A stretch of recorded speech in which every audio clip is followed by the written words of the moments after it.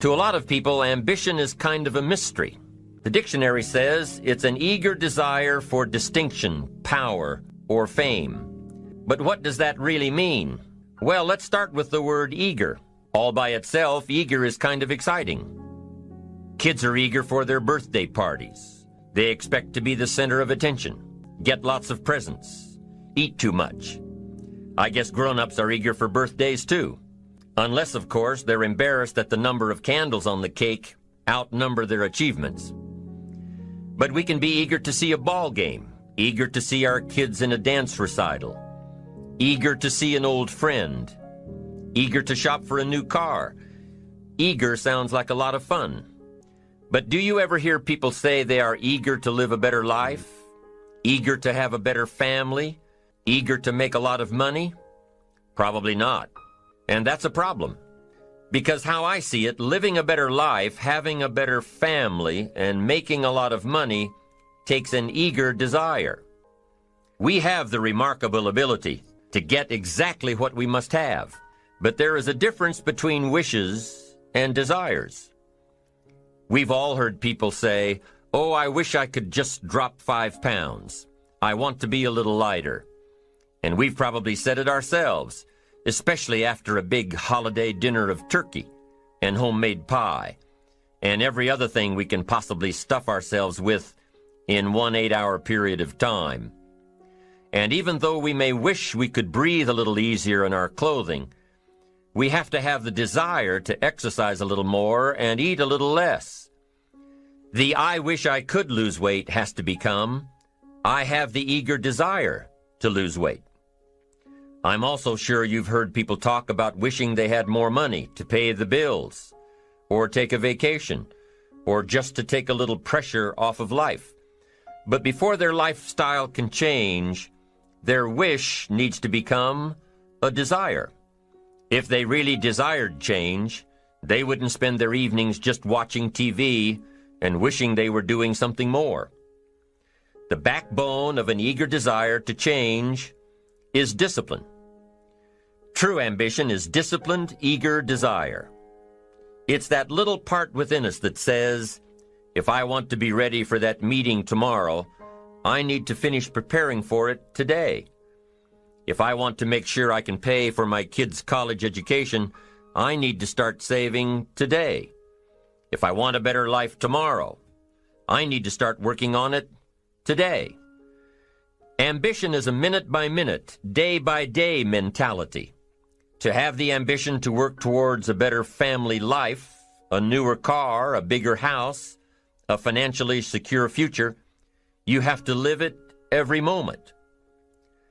If living a successful life was easy, I'm sure more people would be successful.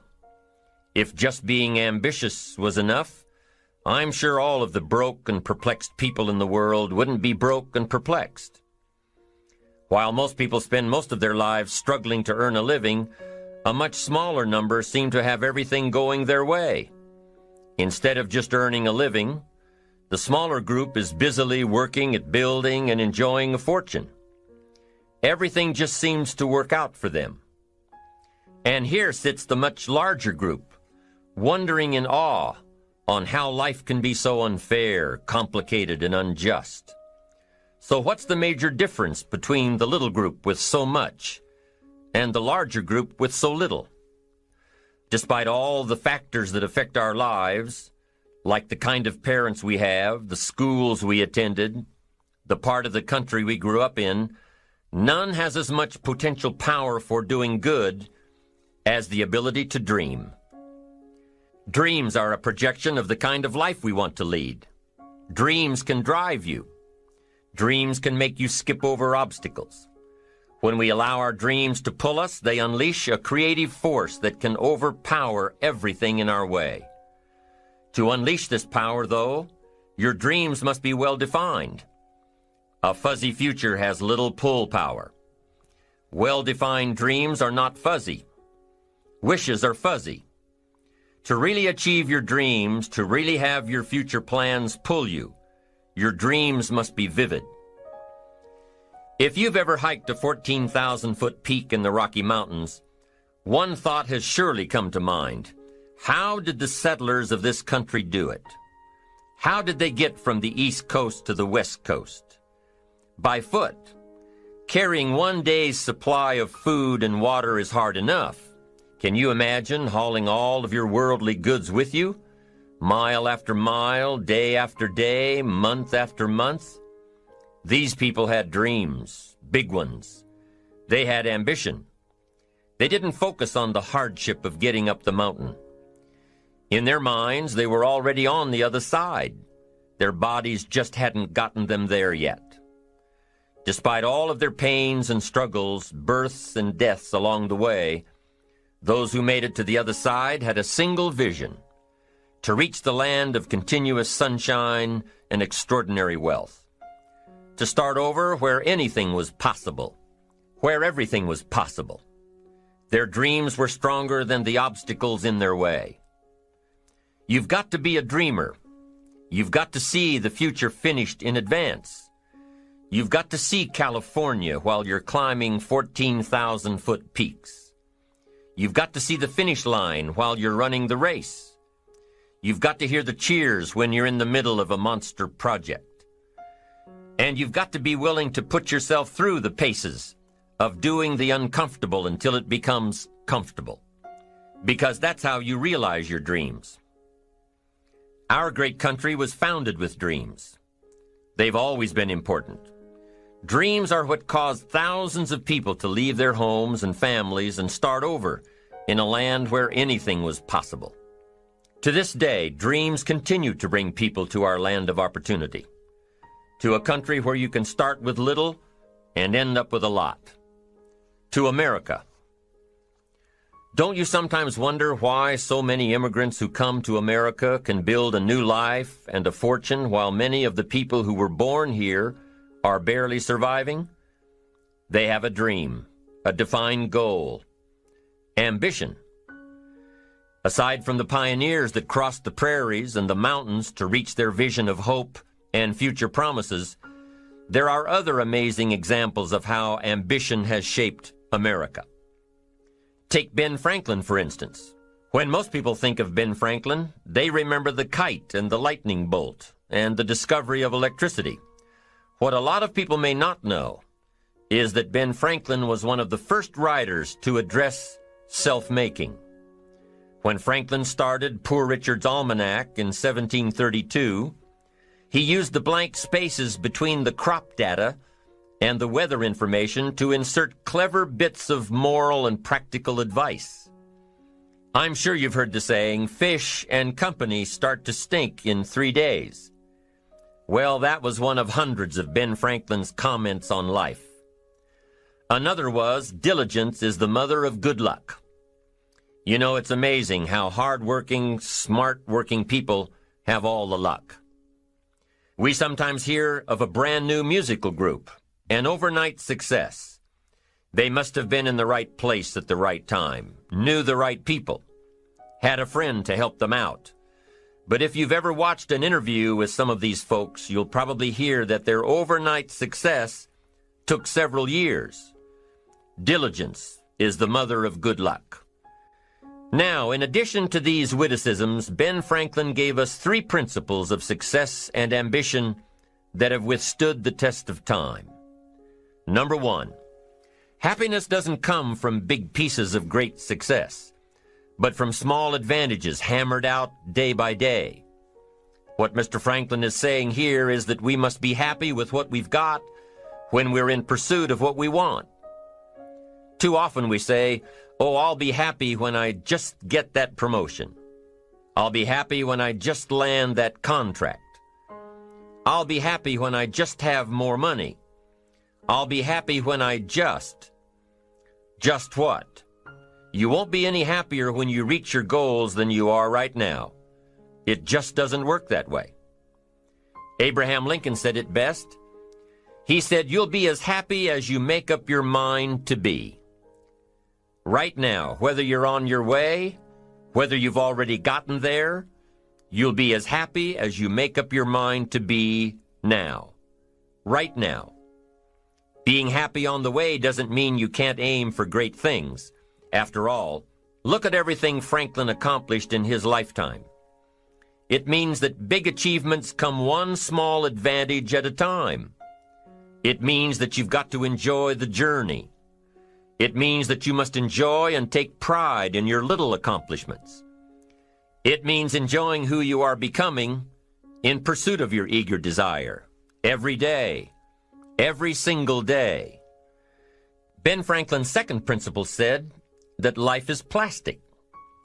Within each of us is the power to mold ourselves and mold our environment. It is up to each of us to begin this molding process with a final product in mind.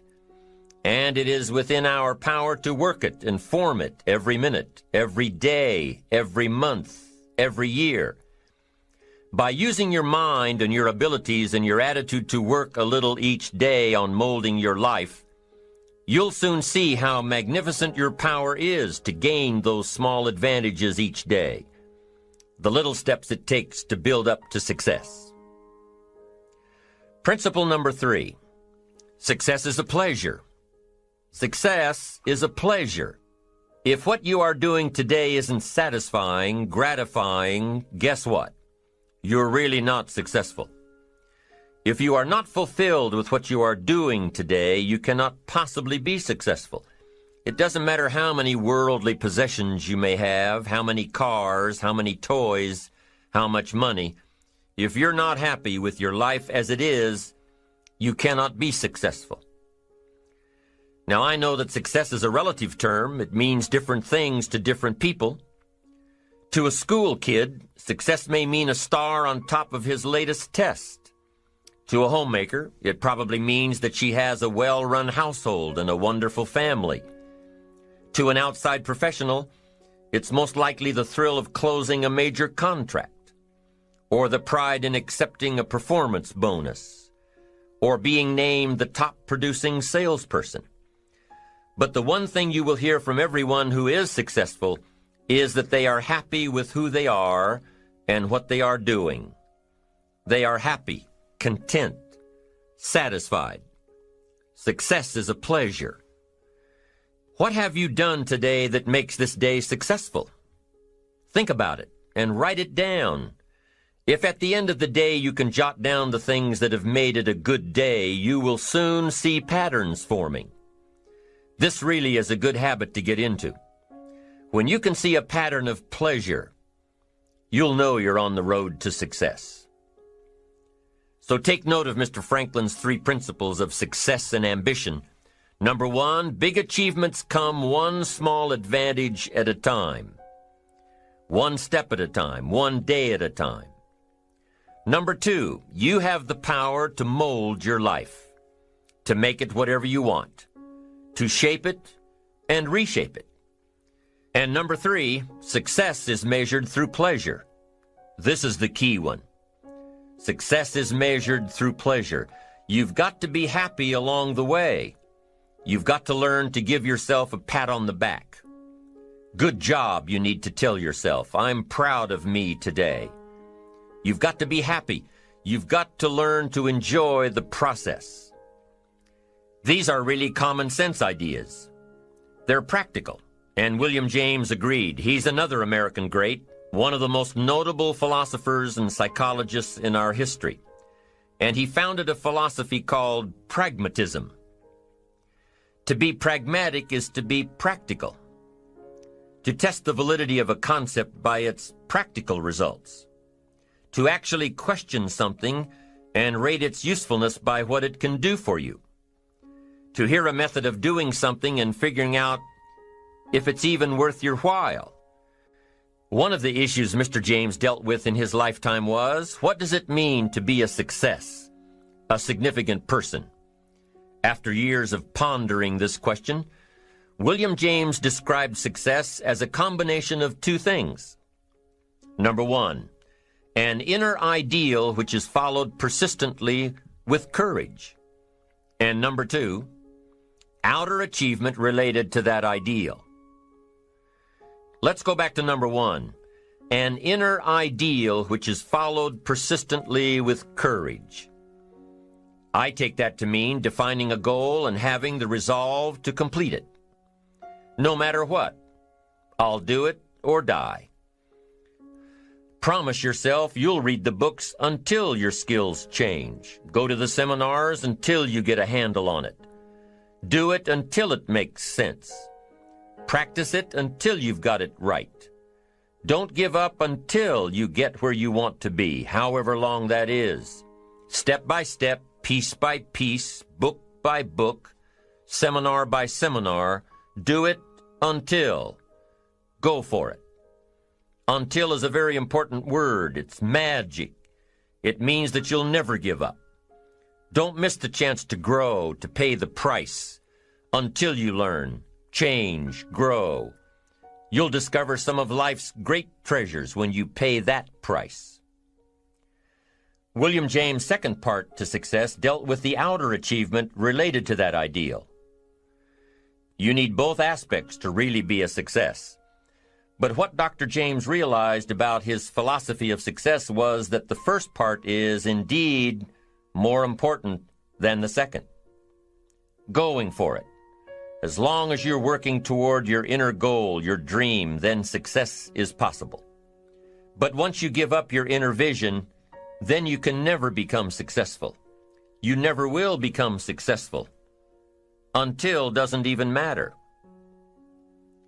Now, maybe the person who's been working on a project for 10 years can be successful in his own right, if he's honestly working toward it, doing everything to make himself worthy of reaching the dream, really happy with where he is, doing it until. Then maybe he is a success. It's a personal thing, going for it one step at a time. Going for small accomplishments along the way for however long it takes. So let's think about this for a moment. What outside evidence or results or proof can be seen when you accomplish your goals one step at a time? You'll start to see things change around you, little things, not major things, but little everyday things, things you may not even notice unless you are paying attention. If you're one of those who'd rather stay up late and get up late, only to discover that your workplace doesn't fit your schedule, and you roll out of bed cursing the alarm clock every morning, maybe you could start with the little change of going to bed half an hour earlier than normal. And maybe you'll see, in time of course, you can't train your body overnight, maybe you'll find out that you jump out of bed in a better mood, and that your day will start better, and that you'll get more done, and that the people around you that caused you problems aren't so hard to work with after all. It all starts by making one little change and adding to it every day. You see, you can't change what's going on around you without first changing what's going on within you.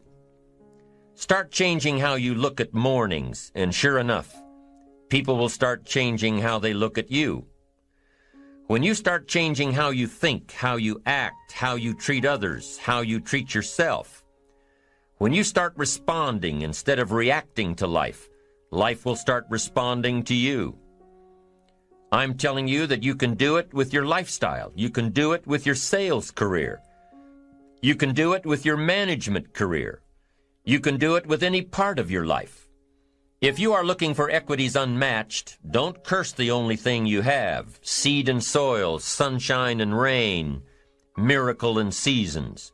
But start processing things like we're covering in this program, and change will take off for you. You cannot believe what can happen in such a short period of time. To do well, to get somewhere in life, to be better, to achieve. Achievement means moving forward. And in order to move forward, you must be motivated, inspired, ambitious. You must have dreams and goals that create ambition, good ambition, positive ambition. Now, ambition does not mean being greedy. It does not mean being selfish. It does not mean getting ahead at the expense of others. Ambition is not greed. Ambition is not avarice, an all-consuming desire for wealth. Ambition is not hoping you can win at the expense of others. Do you suppose Judas was ambitious? He ended up with 30 pieces of silver, a fortune in those days. Was Judas successful because he had all that money? No, Judas sold out. Was Judas happy when it was all over with? No. The money didn't make him happy. What he did to get the money certainly didn't make him happy. What Judas became in the pursuit of his fortune caused him to end his own life. What drove him was not ambition. Ambition is not greed. Ambition is an eager desire to achieve, an eager desire to get ahead in life, to do more for your family, to prosper in health, wealth, and relationships. Now, desire does not always translate into ambition. Desire is what you want for yourself. A bigger house, a better car, a fatter bank account, a better life. I desire to have these things. Ambition is how you get there. Desire is sometimes healthy. Desire is sometimes unhealthy. Desire might say, I want the tallest building in town. The destructive side of desire might urge you to tear all of the other buildings down. I guess that's one way to do it. You might get away with tearing down the first one and maybe the second one. But in your desire to tear them all down, sooner or later, some guy is going to be standing out in front of his building saying, I'm on to you. Get out of here. And pretty soon you're no longer known as a builder. You're known as a destroyer. Now, the second way to have the tallest building in town is to see it, dream it, and plan it, and put your team on it, work on it. Go through all of the steps to get there. Do it right. Have the ambition to be the owner of the tallest building in town, and go through all of the right steps to get there. If you really want it, and have the skills to do it, and the patience to weather all of the storms, your ambition will lead you there. Having the ambition to do what it takes to get you where you want to go is good. Ambition is creative and constructive. Ambition is an expression. It's something inside of you want to express in a positive way. I'm sure you have dreams of accomplishing great things. Are you ambitious enough to realize these dreams? Are your dreams strong enough to pull you toward your future? Are they vivid enough to see the end result now? Are they worthy of doing until you get there? What are your reasons for creating these dreams? Reasons vary from person to person. I bet if you did a little soul searching, you could come up with a fairly strong list. The list of reasons. Why is it so important to achieve these dreams? What are you trying to express? These reasons for accomplishing great things are different for everybody. There are personal reasons, sometimes uniquely personal reasons. Some people do well for the recognition. Some people do well because of the way it makes them feel. They love the feeling of being a winner, and that is one of the best reasons. Once in a while I hear someone say, if I had $1 million, I'd never work another day in my life. Hey, that's probably why the good Lord sees to it that he doesn't get his million, because he would just quit. Family is another reason, a motivator for doing well. Some people do extremely well because of other people, and that's a powerful reason. Sometimes we will do something for someone else that we would not do for ourselves. I know a lady who was getting back on track from financial disaster. Even though she didn't have much of anything left, her primary motivator was to keep her daughter in private school, an expensive one of the best in the country.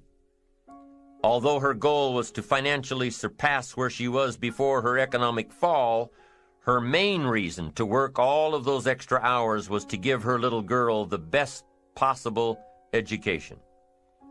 As you can well imagine, wanting to do something for someone else led her to all sorts of other accomplishments as well. How fortunate are the people who find themselves greatly affected by someone else. It's powerful. What has you getting up early, hitting it hard all day, and staying up late? What has you inspired? What are your reasons for doing well? What's at the core of your quest? What is the power behind your ambition? Think about it. Jot it down. Do some soul searching. Define your reasons so they will work better for you. So now we have determined that it's in your best self-interest to be ambitious. Self-interest, self-preservation. As human beings, we can't help but be interested in our own self-preservation. We can't help but be self-interested. It's one of the strongest urges we have. Interested in our preservation, interested in our development, interested in our success. There's certainly nothing wrong with self-interest, but here's the clue. Self-interest must be enlightened as to what truly serves us best. When I found out that self-interest was okay, that was a big relief to me. Now, we're not talking about selfish. We're talking about self-interest. Self-interest needs to be educated, enlightened. Self-interest is willing to be benefited by service to others, not at the expense of others. Self-interest at the expense of others starts to be greed, evil, hoping you go up as someone goes down, hoping to attain while someone else loses. I win, you lose. We call that the beginnings of evil, the dark side of our nature, wishing to benefit at the expense of others. Enlightened self-interest wishes to benefit at the service of others. A friend of mine tells this little story about a person she hears from about every 3 months or so. This guy calls to solicit money for food baskets for homeless families. She's happy to give her money to them. She was unfortunately homeless for a short period of time, and she knows the position these people are in. This group is legit. She checked them out. But after the second or third time this guy called, same guy, after the second or third time he called, she started talking to him about other stuff. Turns out this guy is broke, living in a hotel, looking for any construction job he can find. Any job at all. But what's unique about this guy is that he donates 2 or 3 hours a night, every night, to call people and get money to feed the homeless. Every night, from his hotel room. Now, most people would say this guy should use those hours every night to work a second job or a third job. But while he's way down on the ladder of success, he feels it's important to help those less fortunate than he is. He has a roof over his head. He makes enough to feed himself. And my friend says that every time she talks to this guy, every 2 or 3 months, he's doing better. He's digging himself out of debt. He's starting to save money. He thinks he'll be able to move into an apartment in another month or 2. Now, recently an interesting thing happened. My friend was talking with an associate of hers. She's single, lives in a big house, needs to find a handyman to help her out on a regular basis, someone who can build an addition onto her house. So my friend told her about this guy. The only reason this guy ended up being hired was that my friend's associate was touched by his dedication to service, while he, himself, was down and out. Service. Success at the service of others. Now, this guy isn't rich by any stretch, but through my friend's network, he now has constant work, doing things around several people's houses. And now he's in a place of his own. And guess what he does every night? He's still making phone calls to get money to feed the homeless. What great character this man has. Enlightened self-interest leads to wealth. Self-preservation leads to poverty. Somebody says, well, I can't be concerned about other people. I have to pay attention to myself. Well, then you'll always have to. Somebody says I can't be concerned about other people's bills. I've got enough worries trying to pay my own. Well, then you'll have to worry about them for the rest of your life. The best way to get that monkey off your back is to turn your attention around. Once I understood some of this stuff, I'm telling you, it revolutionized my whole life.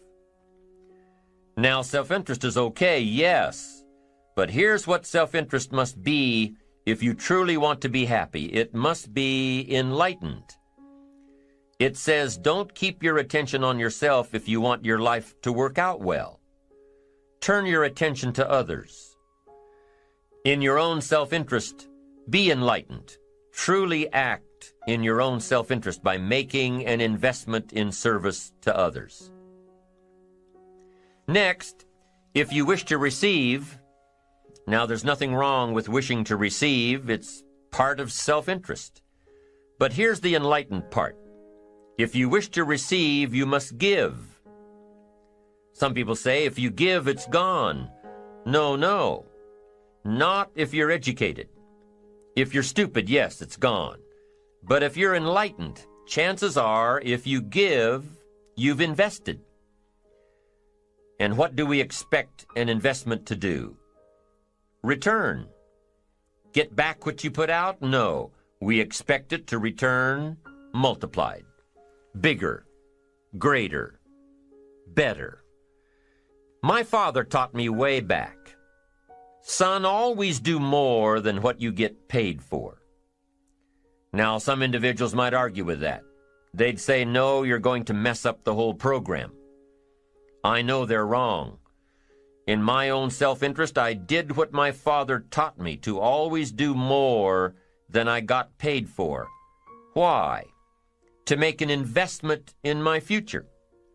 Do more than you get paid for to make an investment in your future, and it's paid off for me.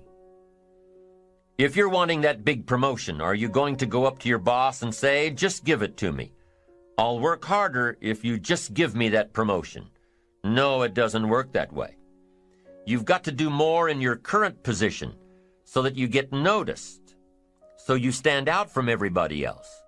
So the boss says, hey, we've got this position opening up, and I think we should give it to Nancy. She does so much more than we expect. Just imagine what she'll do if we give her this promotion. You've got to do more than you're paid for. You've got to. It's an investment in your future. It's one thing to make a sale. I'm telling you, if you make a sale, you'll make a living. If you go beyond making the sale and serve people by keeping in touch, calling them before they call you, writing a thank you note, sales will lead to multiple sales. You can make a fortune if the customer is well taken care of. People who are well taken care of will open doors you can't get through by yourself. All of us have found ways to make a living. What got interesting for me early on was to figure out ways to make a fortune. You'd say, well, Mr. Rohn, how would I deserve to make a fortune? It's easy. Render fortunes of service. People will do things you cannot believe for people who give them good service. Here's one of the greatest gifts you can give anybody, the gift of attention. In return, they will do extraordinary things for your career. Take you by the hand and lead you to more people than you could meet by yourself. Always do more than you get paid for. Next, in enlightened self-interest, life responds to deserve, not need. Life responds to deserve, not need. Life was not designed to give us what we need. Life was designed to give us what we deserve. What we deserve. Once you understand that little life principle in your own self-interest, I'm telling you, it's life-changing. The ancient law does not go like this. If you need, you will reap. No, it doesn't work that way. A lot of people out there are hoping it works that way, but no, it doesn't. The ancient law goes like this. If you plant, you will reap. If you sow, you will reap. Somebody says, well, I really need to reap. Well, then you really need to plant in your own self-interest. Your own self-interest needs to be educated in how to plant, how to do it so everybody wins, because life doesn't respond to need. You can't go to the soil and say, I need a crop. The soil just smiles at you. And here's what the soil says: don't bring me your need, bring me some seed. Bring me some effort. Bring me some discipline. Bring me some interest. Bring me some service. Bring me these things, and I'll return to you multiplied by 2 times, 5 times, 10 times. You can't come with need. You've got to come with seed. You've got to come with willingness. You've got to come with skills. You've got to be willing to learn, willing to change, willing to grow, willing to put yourself out, willing to stand up to the bad weather, willing to pull out the weeds, willing to nurture. That's the only way you get a return. Once you understand these principles, self-interest now truly becomes an exciting challenge, making sure everybody wins. Enlightened self-interest makes sure that everybody wins. Now here's another one. If you want to find, you must search. And if you search, you will find. In order to find, you must search. You must go to church. You must go to the seminar. You must go to the library. You've got to go to the bookstore. You've got to go to the class. You've got to go to the training. You've got to go searching. Why? If you search, you will find. You'll find ideas. You'll find inspiration. You'll find hope. You'll find contacts. But you've got to be out there, on the search, on the look. Life reserves its treasures for those who deserve it, not those who need it. Enlightened self-interest, giving so that you will receive, searching so that you will find, making sure that everybody wins all the way around. Enlightened self-interest needs to be educated. Enlightened self-interest says, I will learn that life is not just the passing of time. I will learn that life is the collection of experiences, ups and downs, highs and lows, laughter and tears. You must decide to act. You must have the discipline to act. Now here's what's important about discipline. One discipline affects another discipline. All disciplines affect each other. In fact, here's a good philosophical phrase. Everything affects everything else. Nothing stands alone. Don't be naive and say, this doesn't matter. Of course it matters. It all matters. Some things may matter more than others, but everything matters. If you'd rather sleep in than go for a walk around the neighborhood, pretty soon it will matter. If you'd rather spend your money instead of saving it, pretty soon it will matter. If you'd rather put off a letter to an old friend instead of corresponding regularly, pretty soon it will matter. If you'd rather work late every night instead of going home and spending time with your family, pretty soon it will matter. It all matters. Every letdown affects the rest. If you won't walk around the block, you probably won't eat right. And you probably won't buy the books. And you probably won't attend the seminars. And you probably won't spend your money wisely. And after years of this, it all adds up. So the key to reversing this process is to start picking up the disciplines. It does matter. It all matters. Now, here's the positive side. Every new discipline affects the rest. Every new discipline makes a difference. That's why action is so important. The smallest action, the least action, the action that you won't think will matter, it all matters. Take it.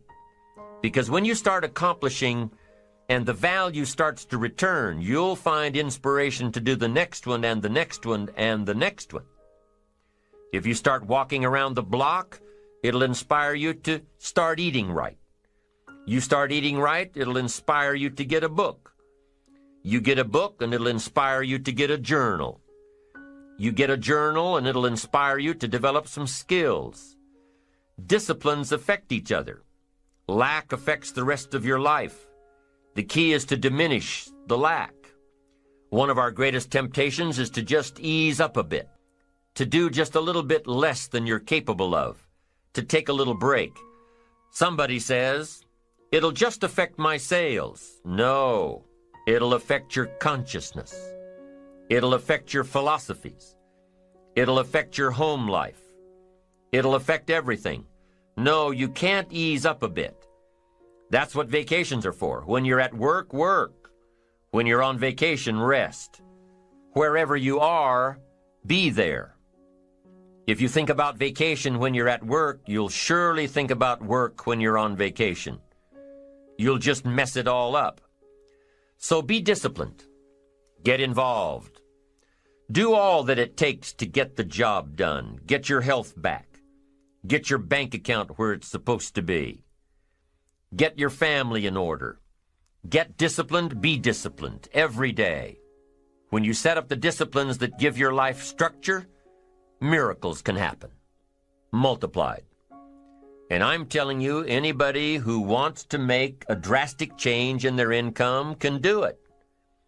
I was broke at age 25 and a millionaire at age 31. Everything around me was the same. I changed. I refined my philosophy. I read the books. I took the classes. Started looking at life a little differently. I'm telling you, it works. So you ask yourself, what small changes can I start making today? Well, you can start in your car on your way to work. If you're sitting on the highway, stop-and-go traffic, moving at about 15 miles per hour tops, look at the guy or the lady sitting next to you and give them a smile, or thumbs up, or even wave. Now, some people might think you're a little strange, but hey, you'll feel better. And tomorrow, when you get into the office, how about a big cheery hello to the people at the front desk, and everyone you see on the way to your office? And when you get home tonight, how about giving your wife or husband and kids big hugs instead of collapsing on the sofa? When you start with the little things that make others happy, improve their day, you'll find that these little things add up to big ones. So what happens when you start taking charge of your own personal happiness, your own life? Do you think that these little things will somehow make a difference in meeting your goals? You bet they will. You can't do it alone. You can't be successful by yourself. It's hard to find a rich hermit, you know. The ambitious person realizes that each of us needs all of us. You all by yourself may have finalized the company's marketing plan, or finished up the sales projections, or even wrote the mission statement for the year to come. Even if you did this all by yourself, you really had the help of all of those around you who tolerated and supported your need to be undisturbed, or provided service to you during the project. Maybe you should thank those people every once in a while with a dinner certificate, or a bouquet of flowers, or 18 holes of golf. Even a thank you note. Thank you notes are so important. After all, without your support team, you probably wouldn't be where you are today. You can't be successful by yourself. So thank them. Thank those around you. And let them know just how important they are to you. Be it your office personnel or your family or your friends, a thank you sure goes a long way. So, is it important to do a little extra for these people as you are working your way toward your goals? I think so. I'm sure you do too. Once you've decided that you're going to set sail, go for it, and let loose on your new charted course. You don't have to worry about the winds that will most certainly blow around you, the obstacles, the negativity that will stand in your way. You don't have to worry about what other people will say. You just have to keep your mind on your course. Those winds may blow fast and furious, but if you know your path, if you know where you are going, they will help push you toward the dreams and goals and treasures that you have already decided you're going after. Your goals will push you forward, ahead of the stormy weather. There are some amazing people around that we can learn from today, people who have already braved the storms and come out on top, people who are still alive today, people who started with nothing and ended up with something great, famous people, not so famous people, maybe even people you know, but don't know their stories, people who had an early vision and ambition, people who turned their focused dreams into the reality of success. One of my friends tells this story about her dad. She thinks he's cheap. She gives him a hard time every time they go to one of those all-you-can-eat places, because he eats all he can eat, until he can't move, until he needs to take something for indigestion. But she knows where he came from, his history, and understands just why he is the way he is. He eats all he can eat because he was raised in an orphanage, a place where you had to grab all you could or you'd be hungry. But the real story behind her father is that he made himself a millionaire with nothing more than a dream. He watched his own father drown when he was 4, was taken away from his mother a few years later and put into an orphanage because he was so bad. Raised by other people, strangers. After growing up in foster homes, he decided to go out on his own. He barely finished high school, but he found a job as a vacuum cleaner salesman. He did well, really well. But the woman he loved didn't want to marry a vacuum cleaner salesman, and he really didn't want to be one. So he went to college, went on to medical school, prospered, really prospered, led a tremendously successful life as a radiologist, and is now retired, goes fishing, rides his Harley. Stories of success are all around us, everywhere. Take the time to talk to these people or read their stories. You might learn something. You might find out that they have already traveled the path you are now on. You know, when most of us think of Jesse Jackson, we think of the political Jesse Jackson. But what most of us don't realize is that before Jesse Jackson went to the streets to gain votes, he went to the ghettos with a message for inner-city youth. During his rallies, he would have the street kids repeat after him, "I am somebody." Jesse Jackson's message to these kids was that ambition is a moral imperative. To be a good person, you have to have ambition.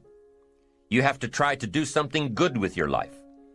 You have to try to get out of where you are today or make where you are a better place tomorrow. You have to, or anything else is a waste. Mr. Jackson knew that his contribution to life began with America's youth, where he could make a difference before bad attitudes and bad habits took over for good. He went to make a difference with the disadvantaged youth of America. What an admirable mission. I'm sure you know that the same principles he teaches apply to you. When you get up tomorrow morning and are standing in front of the mirror getting ready for the day, remind yourself that you are somebody, that you are important, and that you can make the changes that will move you closer to your ideal future. Listening to the words of people like Jesse Jackson are of total importance, because motivation, lasting motivation, is backed with education.